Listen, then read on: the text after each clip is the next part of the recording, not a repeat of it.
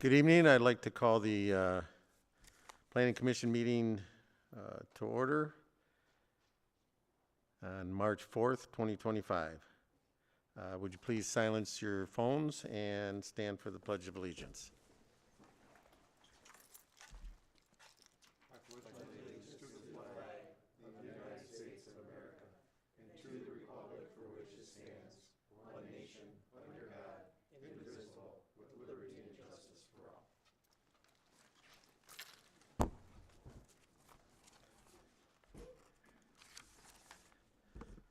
Okay. I would like to take roll call. We have Rich Brokart. Here. Kathy Bosberg. Here. Eric Heider. Here. Ralph Jaworski. Here. James Klinowski. Here. Rick LaBelle. Here. And Carl Leonard here. We have two members that are absent and excused tonight, and that would be Brian Carr and Mark Renault. I'd like to have make a motion to approve the minutes from February 18th, 2025. Support. Support by Mr. Klinowski, supported by? I'll support it. I'd like to address it, please. Supported with by Kathy with comments.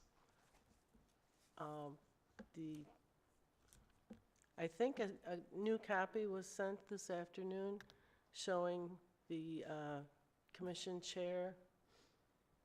The one in my agenda here, unless I haven't refreshed properly, says Paul Miller, but it wasn't Paul. I haven't seen anything. Yeah, I don't see it on here either. I can't get it to refresh for me, but it has been updated, so we'll just make sure that it's accurately reflected. Okay. So we'll make the motion that we will approve and submit the updated minutes With the correction of the chair. with the correction. And that's supported by James, or motion made by James, supported by Kathy. All in favor? Aye. Aye. Opposed? Motion carries. Let's see. I'd like to make a motion to approve the agenda as submitted. Support. Support by Mr. Jaworski. Motion made by Mr. Jaworski, supported by Support. Mr. LaBelle. All in favor? Aye. Aye. Opposed? And next we have public comments. Anybody from the public would like to talk about anything? You have 3 minutes.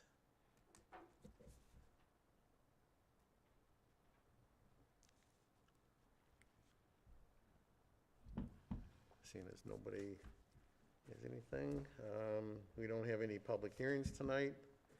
And we have the regular agenda, and Rick LaBelle will go through the agenda item. Thank you, Mr. Chair. Item A is Stalls Automotive Museum, Site Plan 2024-20. It's in an M2 district. It's 16.76 acres, the west side of Gratiot Avenue, south of 26 Mile Road. The parcel ID is 15-09-04-226-015.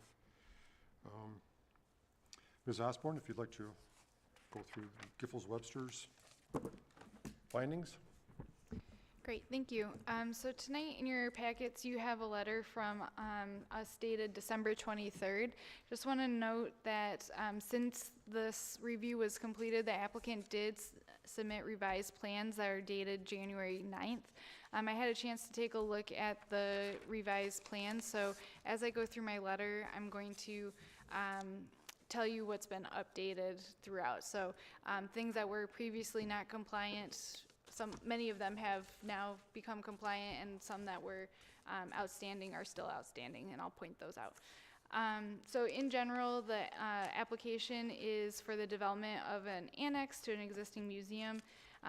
The improvements also include additional parking, 2 large detention ponds, and an internal asphalt roadway. So tonight, the Planning Commission is tasked with taking a look at these plans and deciding whether they meet the ordinance standards and their intent. Towards the bottom of page 2, we get into what's being proposed. I gave an overview of that already. The new building will be a total of just under 69,000 square feet, split into 2 floors. They are proposing that additional parking lot at the south part of the annex. And east of the annex, they're proposing a large lawn area with the detention ponds and water features surrounded by that asphalt road. And the site is proposed to be accessed from North Bay Drive, which is the current access points. There's no new access points proposed. And in total, they'll have 421 parking spaces. So page 3 goes through the dimensional standards. None of these changed with their revised plans. And as you can see, those items are all compliant. Page 4 gets into the industrial district standards. Again, these are mostly the same. At the bottom of page 4, I had a note about the landscape berm and updating the landscape table. I was mistaken. They do not need a berm, so you can scratch that from their list of updates that were needed. And I'll get into the landscaping and for the frontage and rear yard a little bit later on in my letter. Page 5, I had a note about roof-mounted fixture screening. They do have 9 HVAC units proposed on the roof of the annex. Most of these are proposed to be fully screened, either with a corrugated metal panel screening or by increasing the height of the parapet. The applicant, in their response letter to our review, felt that the appliances would be fully screened with one or both of those screening methods, but said that they would prefer to raise the parapet height as long as the building could stay within the height limits for the district. So that's something you may wish to talk with the applicant about, making sure that all of the units will be screened and how they will be screened. At the bottom of page 5, we get into lighting limitations.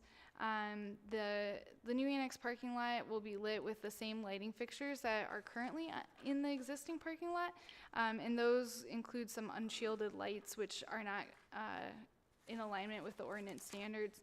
The annex itself is over illuminated, and the applicant has noted that that was a recommendation that was made to them based on the use.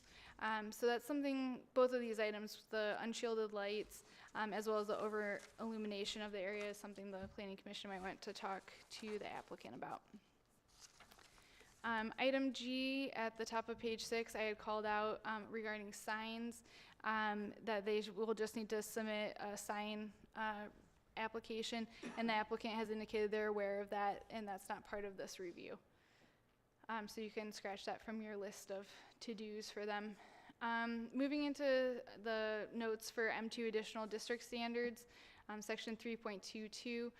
Again, I had noted that there was a berm that was required, and that was a mistake on my part, so that does not need to be added to their plans. However, they should confirm the general regulations limitations of section 3.22 F4.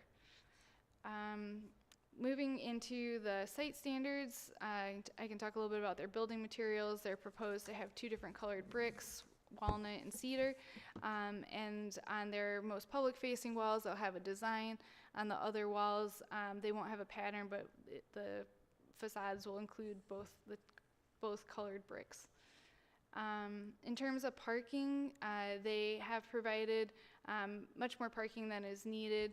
They need 238 spaces and are proposing to provide 421 spaces. The applicant noted that they need this additional parking based on previous events and activities that they have at the site, but that's something the Planning Commission may wish to talk to them about, is the need for all of that additional parking. Their parking spaces are all compliant in terms of dimensions, lengths, widths, drive aisles. We did suggest that you may wish to talk to them about opportunities for EV charging at the site, especially given how many spaces they have and the number or the amount of time that people might be spending there. Kind of middle of the page, page 7, I was able to to remove a lot of the items that they had outstanding with their update. So they did update the number of accessible spaces and the parking totals. They provided those dimensions, and those do all meet the ADA requirements. So you can kind of ignore that middle paragraph there. In terms of vehicle ingress and egress, as I mentioned at the beginning, they're going to maintain the 5 entry-exit points on North Bay Road, and they have no plans to change those, but you may wish to talk to them if you think that might be more than what's needed and cause a safety issue. They're compliant in terms of bicycle parking, as well as off-street loading and unloading. They have 3 loading spaces, 1 for each building. And they did know that loading area is rarely needed. In terms of pedestrian circulation, they have a 5-foot wide concrete sidewalk that runs along North Bay Drive, but they don't have a sidewalk that connects from that sidewalk to the site. They do have sidewalks around the annex leading to the building on every side except the north side. It's a 7-foot wide sidewalk except for on the north side, which has an 8-foot wide sidewalk to the asphalt drive. So you may wish to talk to them about different ways to highlight pedestrian movements, especially across the large parking area. No screenings required based on their adjacent neighbors. They submitted an affidavit saying that there are no regular trees on site, so they're all compliant there. So that brings us to the middle of page 8, item J, with the parking lot landscaping. There were some notes here and updates in their revised plans. So originally we had noted that they were planning to plant 35 Norway maples. They're now planning to plant 24 there. And the new parking area south of the annex has 106 spaces, which requires 18 trees. And they are planning to provide those. Where the changes came in were with or additional changes, the total number of trees proposed within and surrounding the parking lot has dropped. They won't be putting in 69 immediately. They've noted that they will be working to add trees as time and money allow, essentially. And they also noted they have updated that in the landscaping table. They did note that they have parking lot trees that currently exist and seem healthy and viable without any irrigation, and have committed to hand watering any new trees. But that's something that you may wish to discuss with them. And then we pointed out you might want to also consider opportunities to increase the diversity of the plantings that are being proposed. In terms of frontage landscaping, this was also updated in their plans. So here they will be along the frontage along North Bay Drive requires 54 trees. They currently have 13 trees that exist along that drive and are not planning to plant any additional. So they're currently deficient, but you could consider that an existing condition. They also are required to have trees along Gratiot, and they are required to have 24 trees, which they have agreed to put in. And so, again, the berm comes up, and that was a mistake on our end. But you may want to talk to them about, again, species diversity and then the additional trees that would bring them into compliance or closer compliance along North Bay Drive.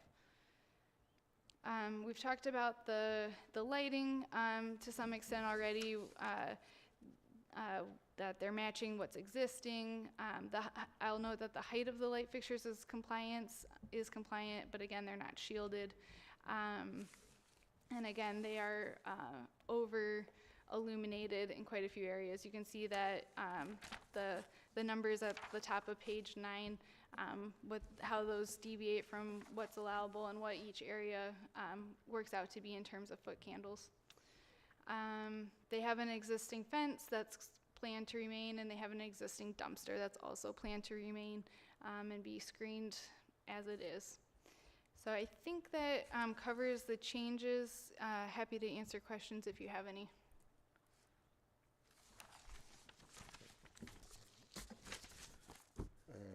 Sure.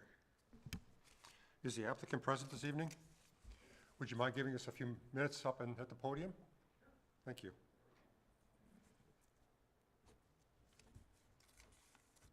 there's a button on the front of the microphone, and a little red light should turn on underneath the actual mouthpiece. On the base, there's a button on the front of the base. Oh, okay, Thank you. all right. Seems to be working. Good. What would you like to know? Or should I give you a If little you could just give us presentation? a quick synopsis of what's Sure. going on here and your plans and what's going to happen there. Yes. The reason for the building, and we're all excited to have it coming, Okay. but the reason why you're doing it, and then our chairperson will take it from there. Thank you. All right. Well, as has been mentioned, the new building is about 70,000 square feet on 2 floors. It's planned to be a little bit different kind of environment than the existing museum. If you've been in the existing museum, it's kind of rows and rows of cars. And we're looking at creating something more like a townscape. This is like the museum owner's dream. This whole project is something that he's very near and dear to him, that he wants to present these items. He likes collecting, and he likes sharing them with other people, which is why we have the museum open to the public from time to time.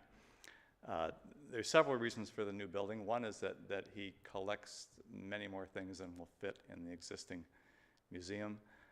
2 is people have asked at many times, could we have a meeting here, have an event here, have something else? And the answer is usually no, because we don't have any space for that. So the new building will have space for, say, executives from Ford Motor Company to bring in people from various places and have a meeting. We may have some, maybe even weddings. We haven't really decided yet. Some of this is still in the planning stages. We have a carousel, as you see, that dominates the 2-story space. We have on the left of that what I call a speakeasy, which is something that we bought from another private museum in Chicago and is shipped here and being reassembled. So it's a lot of different things that we don't have in the existing museum and don't have space for. And there'll be more non-automotive items. There'll be antique slot machines and antique gaming tables and perhaps some fake trees. A lot of this, there's a curator who is actually just came back from the Netherlands with some items that we'll be placing in the museum. So there's a lot of very interesting things that we've got the ability now to have a newer building. We'll also, of course, plan the 17 acres, the building, it takes up about 4 or 5 of those. And the areas in the back, they have car shows, kind of car and coffee type things. So we plan on having more of those. The purpose of that road, which I call the track, which suggests racing, and it isn't really for racing. It has 2 purposes. One is to give people rides. So there may be a certain number of historic cars where people would come to the museum and they'd be able to take a ride in a Ford Model A or a Model T, something like that. 2 is that the owner likes to keep all of the cars in the museum operational, and he doesn't like to drive them out on Gratiot. So if we have a place within the museum, he can take them out and drive them on this, again, what I call a track or roadway or whatever you want to call it. We have a lot of plans for landscaping, actually, if to address maybe prematurely, but when I put the plans together, I made them all Norway maples. They will not be all Norway maples. We have a landscape contractor that the owner has worked with several times. He's currently in either Florida or Colorado. But when he comes back, he'll be putting a more comprehensive plan together, and it certainly will exceed the minimums as far as landscape and plantings. What else? We do plan to have some outdoor events, which is why the illumination is perhaps more than the standards allow. But we are, as you know, there are no residences nearby, there are no residential districts, there aren't even any commercial districts nearby. Everything is industrial, so I don't anticipate that's going to become a problem for anybody. But in the summer months, and we'd like to have people outside perhaps, and there's a patio in the back where they could be viewing the cars. We could drive them around the track. We can have contests or where they'd come in and get rated as far as what kinds of cars they are. So there's a lot of things that are being planned. I don't have a comprehensive list, but you can see it could grow, and the bigger the facility, the more things we can do. All set? Is that, yeah, I think it's everything, but I may have forgotten some things, so I'll try Thank to you. throw those in as we go. Gave us a little more colorful view of what was going there besides looking at paperwork, so thank you. Okay. I've been there a few times, a couple times with fundraisers, and it was great, but it did get a little crowded. Well, and I maybe should mention, I forgot, that one of the purposes is to have more fundraisers for more different types of fundraising. So we can't do that so much in the present museum because it's filled with stuff. So It looks real nice. Thank Thank you. I'm going to bring it back up to the commission, and if Mr. Bokart would like to. I appreciate you sending out your January 9th update. That was very informative, so I feel good. No questions. good. Mrs. Bosworth? Thank you, Mr. Chair. Thank you for the project. I think it's wonderful. I've also been there a number of times. I just had one of the things that was brought up, the property abuts Gratiot, but there will not be any traffic going in or out on Gratiot, correct? No, not, we've had some discussions that maybe we should have a gate there so that people wouldn't be trapped. Yeah, Should but I some didn't see it's disaster happen, they could get out that way, but I don't think we'd be planning we're not planning a drive. Right. Right. And you already addressed the trees, so those were the questions I had. Thank you. Thank you. Mr. Iser? No, I'm all set, yeah. Thank you. Mr. Jaworski? These are parcels, I hate bringing this up but is there a plan for sidewalks along Gratiot? Yes, yes, I believe that's on the plan right now. That was an ordinance requirement for a 10-foot pathway. Jonathan, is that right? Yeah, okay. We're not sure who will use it, but we'll put it in there for you anyway. Again, it's trying to make Chesterfield a little bit more walkable. Yeah, they can back and forth right there. Nice design. Thank you. Thank you. Mr. Klinowski? Yeah, is there, why do you have so many ingress, egress on the site? Actually, 4 of those have been there for quite a while. And the 5th new one, which was actually put in with the previous project of expanding the parking lot. We've got 4 pieces of property, actually 4.5 pieces. And if these were all developed as industrial buildings, you'd have easily 4.5 or 5 ingress egresses. We don't need all 5 of them all the time, but I think depending on, they're all there right now. They're all existing. And our thought is that we may need them for different purposes. Sometimes we have the cars and coffee in the parking lot, or we have cars for the great race, which come from different places and convene in that area. So it just gives us some flexibility in terms of the events that we have. Okay, thank you. Okay. No further questions. Thank you. Mr. LaBelle? Well, I do have some questions. Uh-oh. Please be patient with me. Looking at your site drawings, there's a mention of a covered bridge. Yes. Are you putting in a covered bridge right away? Because I don't see anything on the drawing showing Right. the structure, what you're doing, lighting, things of that nature. Are you planning on doing that right away? I'd say not right away, but we are eventually planning on doing that, and at that time, there'd be plans, of course, forthcoming. The same comment goes for the Sinclair gas station, which is kind of on the south side of the site. So some of those things have been placed in there that would be future additions. There's a lot of money available for this, but not an unlimited amount. So we're trying to do the more important things first. We have to do the pond. We'll want to develop the back area and, of course, build the building. And some of these other things will come later. So at this point, no. The covered bridge will be some undetermined later date. Okay. And that was my next question, Yeah. was the Sinclair station. So it's a mock-up gas station.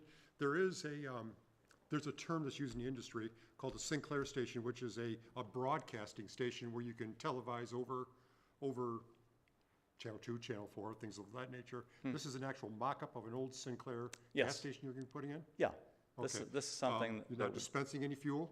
no, No, nothing like that, so No. we're not getting any special land use with that? nope, Okay. nope, nope. It'll look like an old Sinclair gas station that we have photographs of. Yeah. We have some of the signage and some of the odds and ends of, we have some fuel pumps, Yeah. but they won't be operational.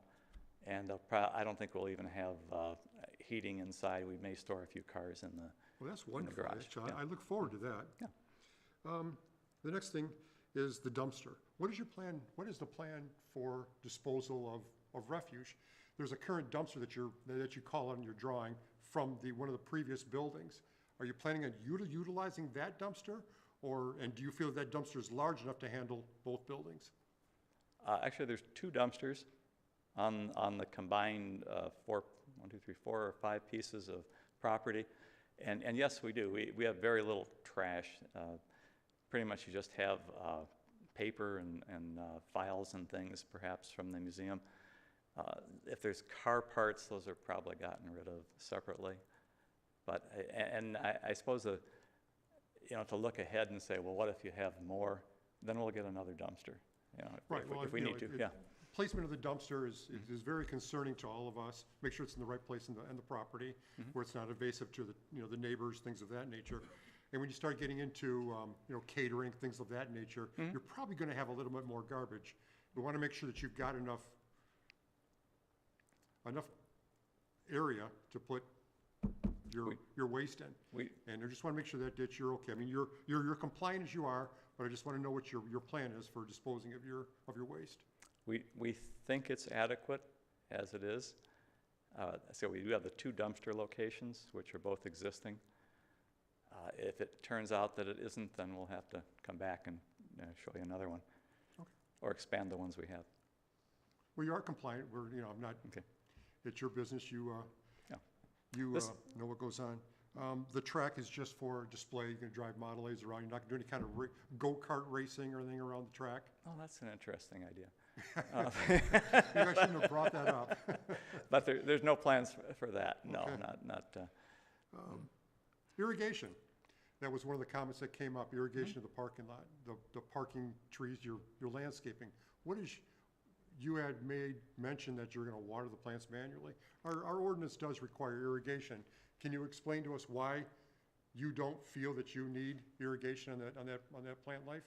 Because we have approved things in the past. You go into the parking lot and there's dead trees around, there's dead shrubs, because there just isn't any irrigation.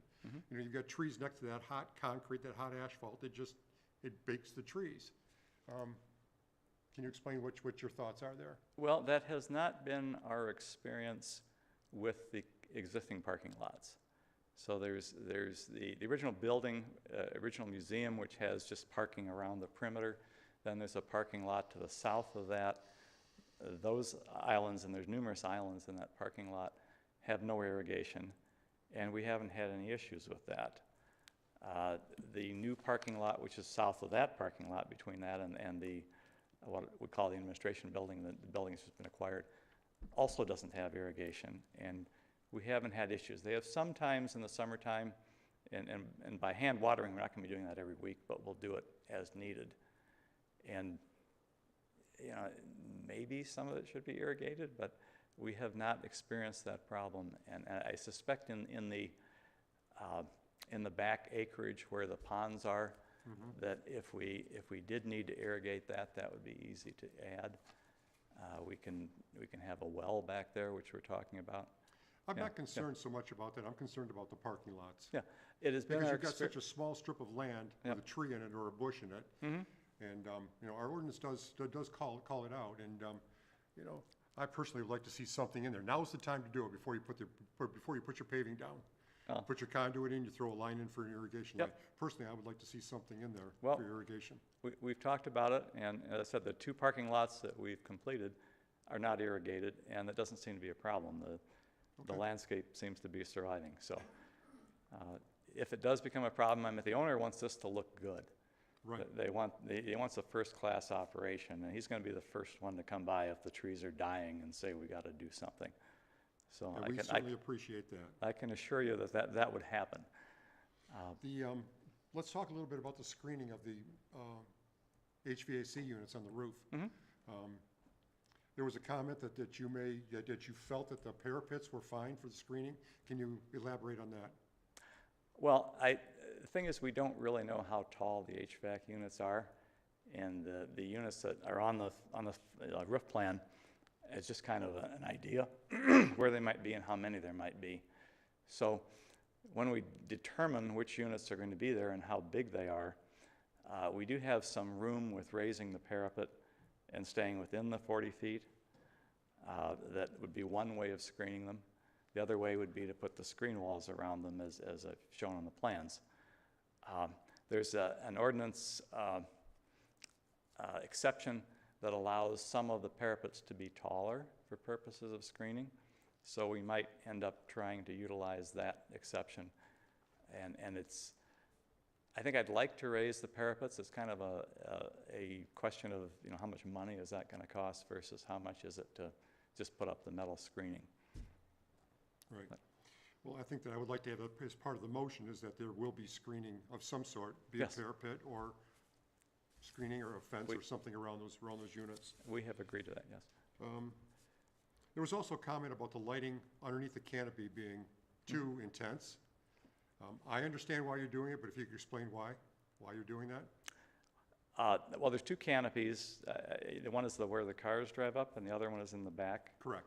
Okay, the one in the back, we may actually be serving food out there at times, and the 20-foot candles, which is what we have on the lighting plan, is what's deemed to be correct by the IES, the International Illumination or whatever that is, society that makes these numbers up. So that's about correct.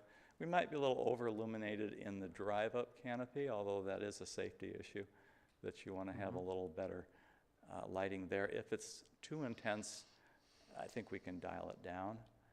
But again, there are no residences, there's no either adjacent or on either side of us. There are not even any commercial businesses that I think would object to additional lighting. So the additional lighting is part of your process, what you're needed in order to function? That's what we think, yes. Okay. Now, when we walk from one building to the other, Mr. Palin, can you bring up the parking lot? How are we going to safely get people between the buildings, through the parking lot?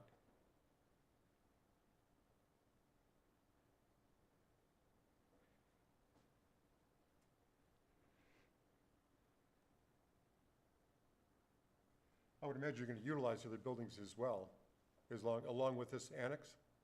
I'm sorry? You're going to use all three buildings as part of your complex? The third building actually is what we call the administration building. The back part of it is storage for items in the museum. The front part are offices. So the only people walking from that building to the others would be staff, and typically in times when the museum isn't open. There are, I think, adequate walkways from the existing museum to the new building and all the way around the new building. You probably can't see it on there, but we do have a walkway along the south side of the existing museum, which also goes to the main entrance. Okay. That's existing right now.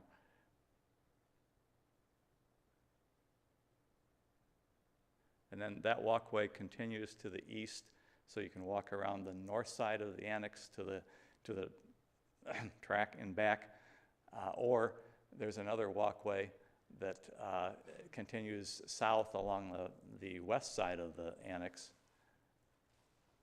You kind of up a little bit more. There it is. Along the west side of the annex, where you could get to the main entrance of the annex building from the existing museum.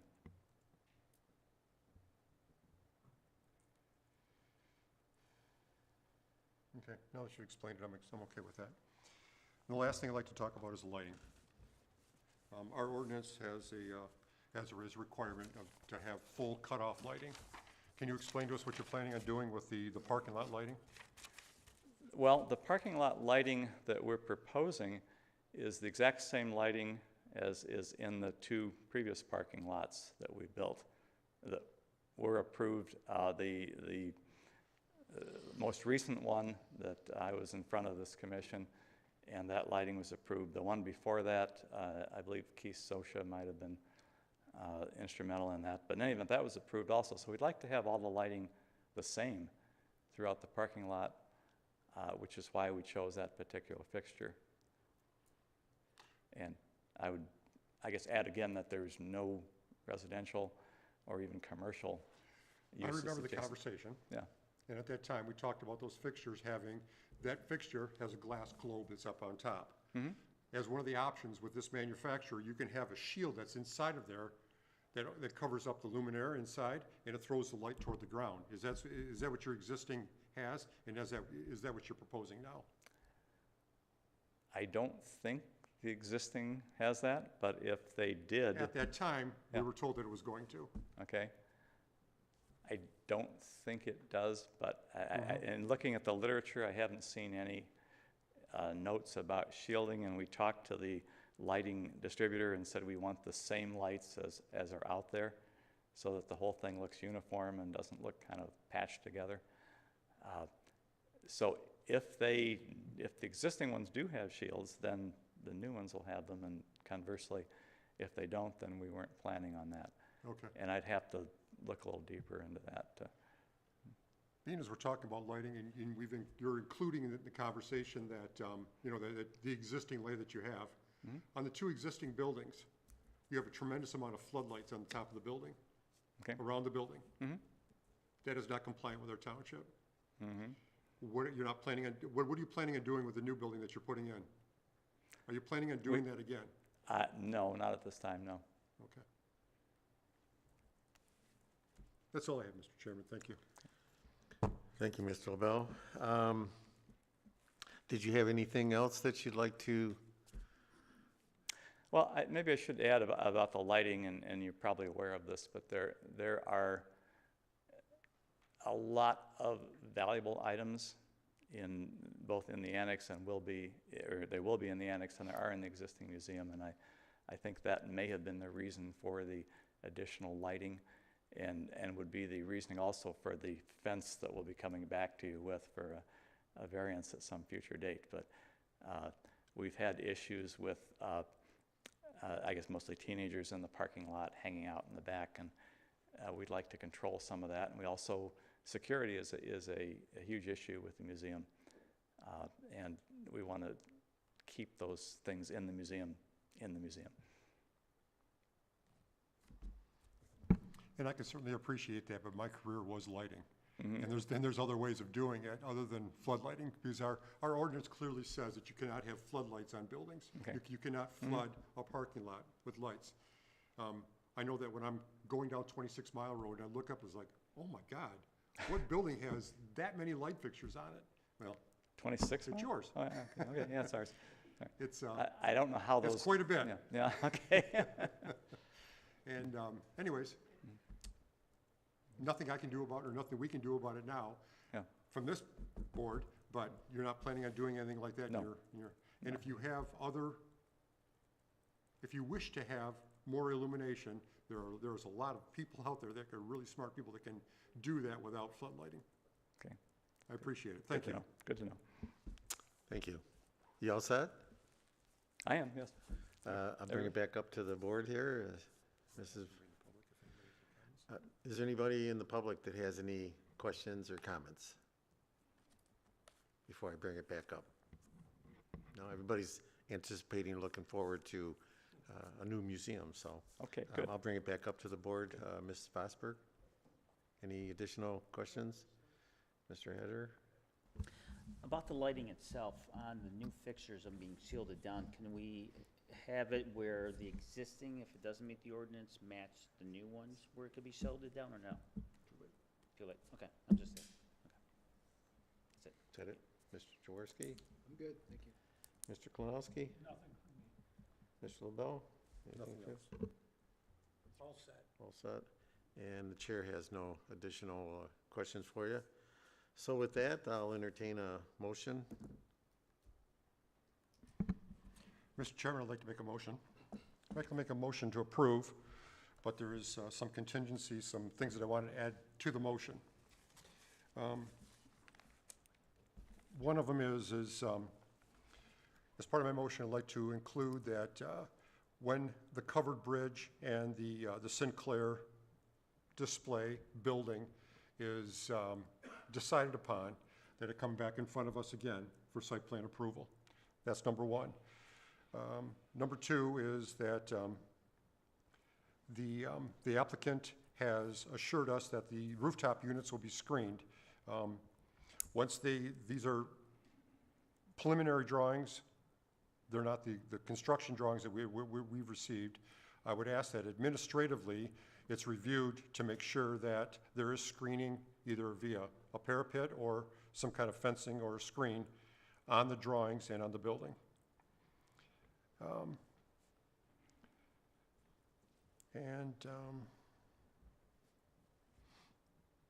Also administratively, that when they do come in for with their final drawings, that the light fixtures are depicted as full cutoff in the parking lot, to make sure that we're not shining light into the sky for our dark sky situation, as well as our neighbors in the area. With that, I'll make a motion to approve. We have a motion by Mr. LaBelle to approve. Do we have Support. support? Motion by Mr. LaBelle to approve the petition with some contingencies, and supported by Mr. Klinowski. All in favor? Aye. Aye. Opposed? You are approved. Okay, thank you very much. Thank you. Thank you so much. We really do look forward to this building coming. We're excited about it. It should be spectacular. Maybe we'll get a museum district. Well, it's kind of growing that way, huh? It is. It's wonderful. Thank you. Next on the agenda, number 9, revisiting the ordinance, zoning ordinance for the fueling station spacing. Ready? Yep. All right, so it's been a couple meetings since we discussed this, but we're picking up where we left off back in early February, so I guess it's only been one meeting.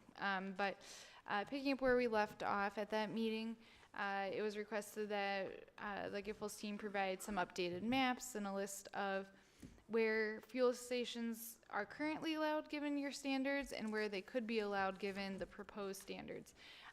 So just as a reminder, that what was requested to be changed, it's at the bottom of page 2 of this memo in red text. So the current requirement is that the site has to be located at the intersection of 2 public roads, each having a proposed right-of-way of at least 120 feet, or one with a right-of-way of 120 feet and the other with 86-foot proposed right-of-way.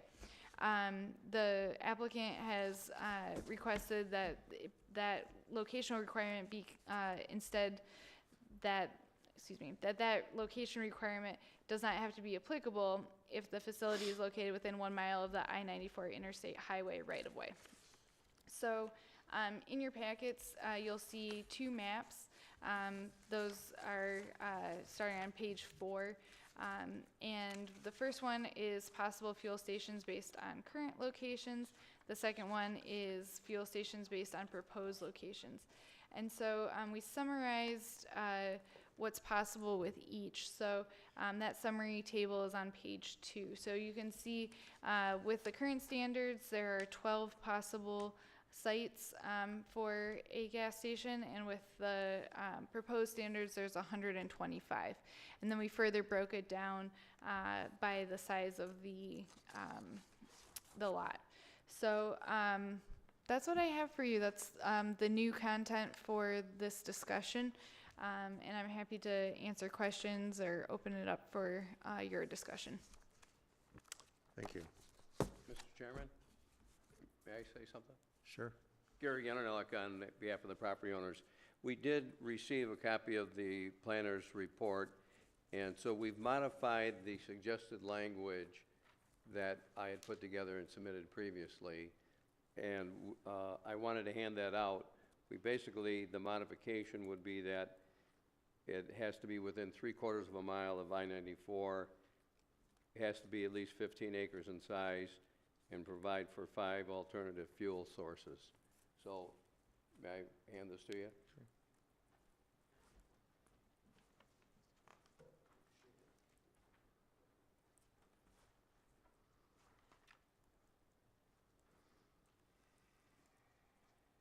So in the planner's report, some of the sites that they showed on the map already have existing facilities, not necessarily gas stations. So given that report, we modified the language.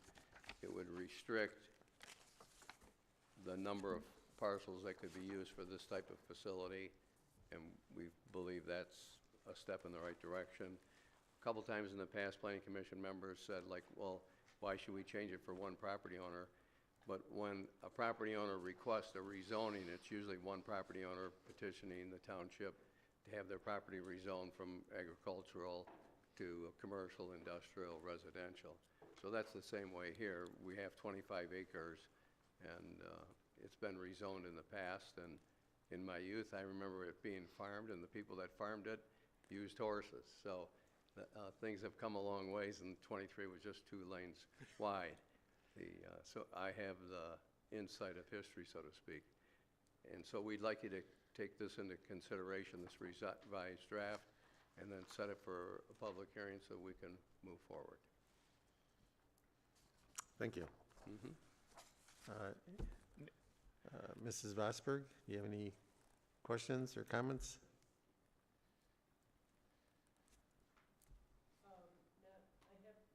Thank you, Mr. Chair.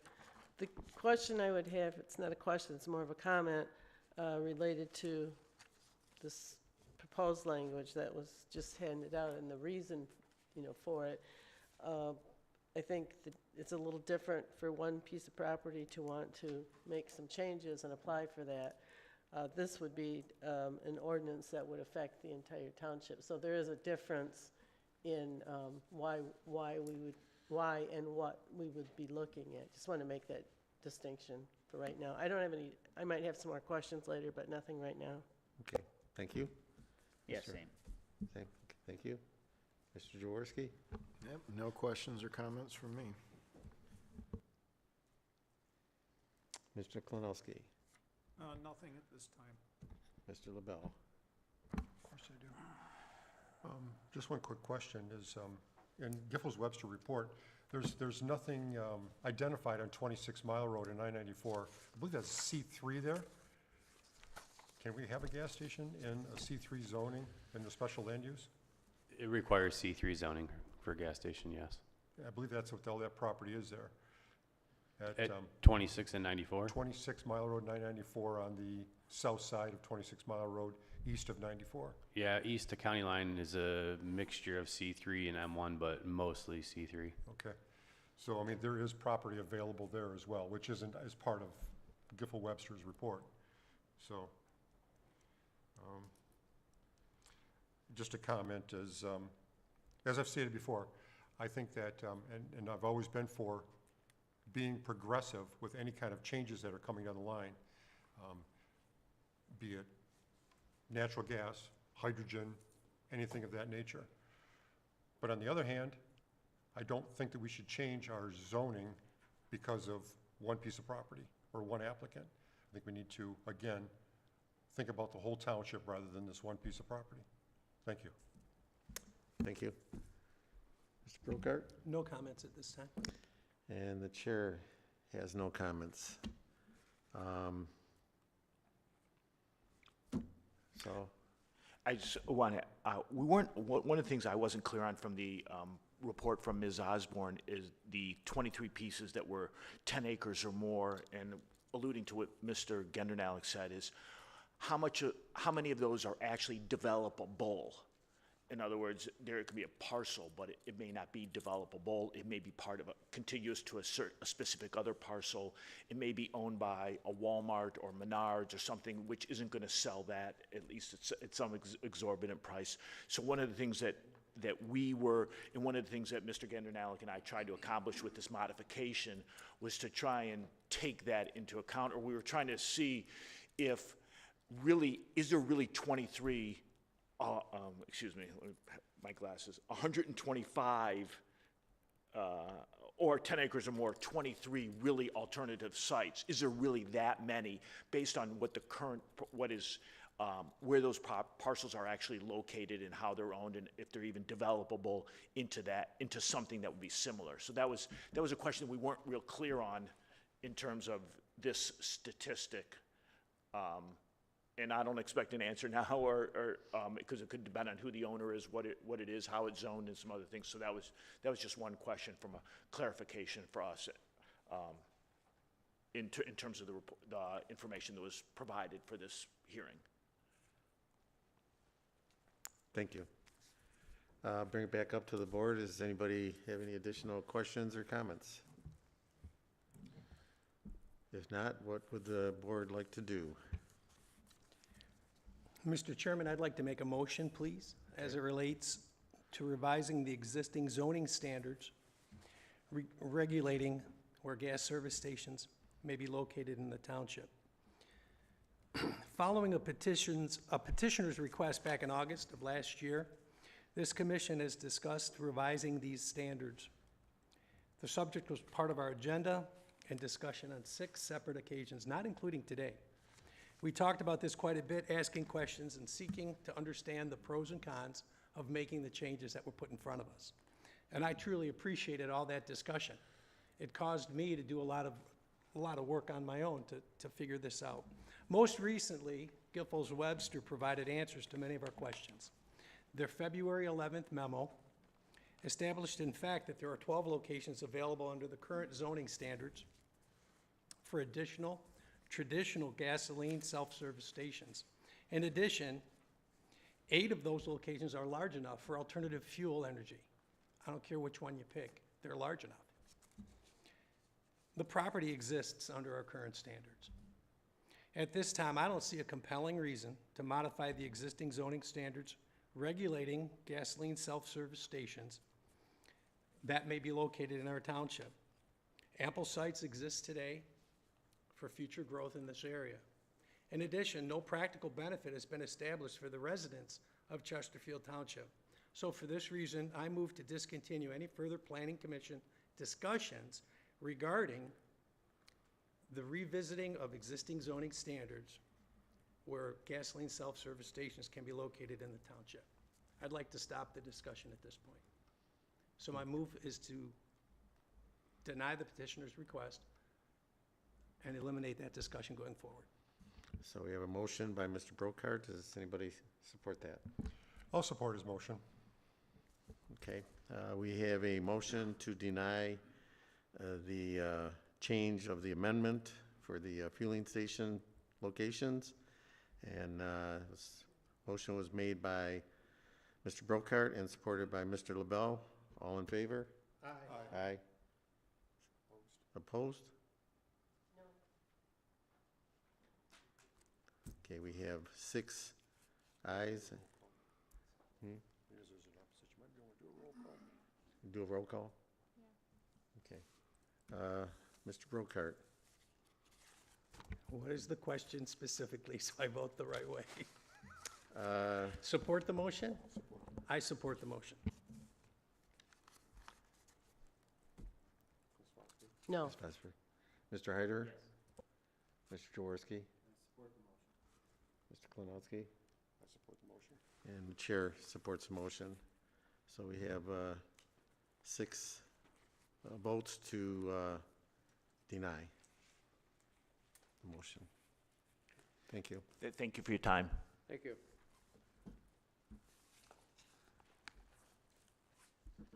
And we have the, any comments from the planning commissioners at this time? We'll start down with Mr. Brokart. I'm all set, thank you. Mrs. Vosberg? Nothing further, thank you. Mr. Hyder? Mr. Jaworski? Nothing for me. Mr. Klinowski? Mr. LaBelle? Thank you, Mr. Chair. Some time back, Ms. Vosberg and I were at a planning conference talking about Chesterfield Township and what, as a planning department and as residents of Chesterfield Township, what can we do to bring, what does Chesterfield Township have to offer to the outside world? We've got the lake. We've got a few hidden gems. But the one that I'm most excited about, or one of the most excited about, was the petition tonight with Stalls coming in here and actually putting a museum in our township for events, which could be very high-end, very classy, very exciting. So I'm excited about that, and I just want to say thank you. That's it. And I agree with that. I think it's going to be it's a destination now for a lot of people, and I think this is just going to build it to a point where it's going to be on the map. And I think we're going to get a lot of outside people coming in to visit our community and spend some money and have a good time. So that's all I have. And with that, I'd make a motion to adjourn tonight's meeting at 7:55.